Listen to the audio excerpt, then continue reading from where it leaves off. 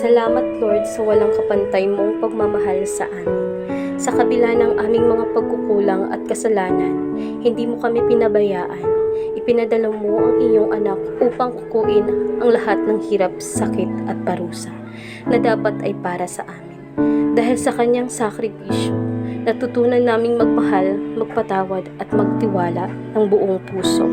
Salamat sa bawat sugat na tiniis niya, sa bawat patak ng dugo na ibinuhos at sa krus na kanyang pinasan para lamang maligtas kami.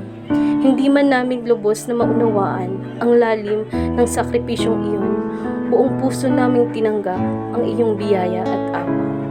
Turuan mo kaming maging karapat-dapat sa pagmamahal na iyon na mamuhay na may pananampalataya, kababaang loob at kabutihan sa kapwa. Sa bawat araw na dumadaan, naway hindi namin makalimutan ang ginawa ni Jesus para sa amin. Salamat Lord sa iyong walang hanggang pag-ibig. Ikaw ang aming lakas, pag-asa at gabay magpakailanman. Amen.